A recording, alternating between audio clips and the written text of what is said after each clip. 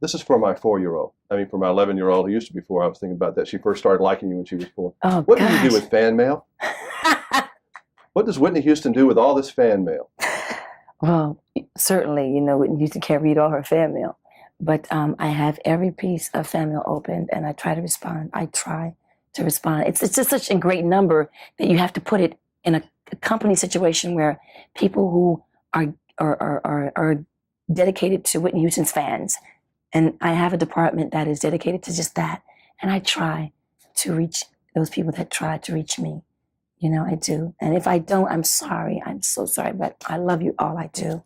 You do have a lot of, particularly girls. I love you. I bought your records too. I've spent hard cash for Whitney Houston. All right. I like it. Okay. But I mean, girls really, they have a thing. I mean, they love Whitney Houston. Oh, that's very sweet. And you're a role model for a lot of young girls. I know you may not want to be, but don't you? That's kind of a tough pressure. It's like a lot of football players and stuff like that. I am not a role model. As my friend Barkley would say. No. That role model thing is scary. Scary. I would just really like to be an example of what can be done if you put your mind and your work and your body and your soul into it.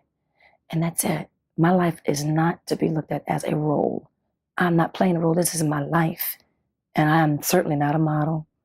And I don't think anybody really in this country right now is. I've listened to your voice. You got a little cold or something today. I'm hoarse. And I was reading a little bit about you where you apparently were on stage and you went and nothing came out. When was this? There was a few times. Really, that's a scary thing, though, isn't it? Oh, yeah. When I lose my voice, it scares me because it's like losing my arm. This is something that comes naturally to me. And when it goes, anybody that works with me knows I go through, I'm devastated. I cry for days.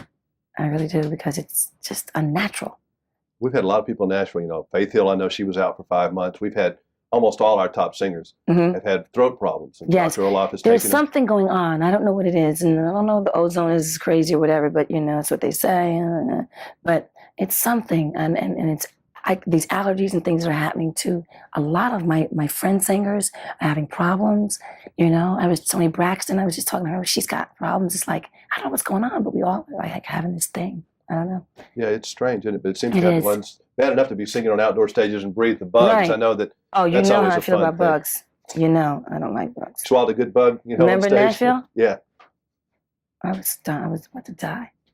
It's a terrible thing. It is. What is your passion about acting? Is it just something that you're kind of curious about, that you obviously, you're into your third movie because you're making one now with Denzel, but where does it rank with your music, or it can't rank? Doesn't. Not at all. It's just another arena of entertainment for me. Music is number one in my life. Movies is the gravy. It's just something that I really want to learn a lot about. I'm more interested in what goes on behind the cameras and stuff. What is that little thing right there? Or what does he do? How did you get that light to do that? I like stuff like that. But you apparently so effortlessly get your picture made. I mean, you've done videos, and that had to have helped you a lot. Just getting used to, working with the camera and doing all that. It's the dialogue that is the tricky part, isn't it? That's the tricky part. And walking to your mark and having to remember your dialogue and staying in that mark, because you can really get natural about it and forget that you are acting and you're on film, you're being taped, so it gets weird sometimes, especially for me, because I'm like music, that kind of thing. I was watching you at rehearsal for the Grammys one year, and you're like the only 2 people I've ever seen do this, you and Karen Carpenter. Your bad stuff sounds like most people's good stuff. And even when you're doing practicing and walking around, do you really work on your craft that much of the singing part? Is it like a muscle that you work on all the time in practice, or is it just God's gift or what? No, it is God's gift, but it must be worked with. Everything. A runner is a runner because he runs and he practices it. A swimmer is a good swimmer because they practice at it. A tennis player is a good tennis player because he practices at it. And you got to practice this. And Whitney sings every day? Every day. To the baby or to somebody? To my Lord, to me, to my baby. It's like, I don't even know when I'm singing. Like I said to my cousin the other day, who's my secretary, I said, I don't sing all the time. She said, yes, you do. I said, no, I don't. She said, you don't realize it.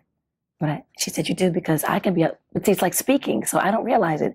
Looking out the window, and I'll start a tune. She goes, you sing every day. Yes, I do. Nice meeting you. Nice again. meeting you Thank too. Loved you Take in the care. movie. Thank you. Why don't you sign this for my daughter, Sarah? Her Sure.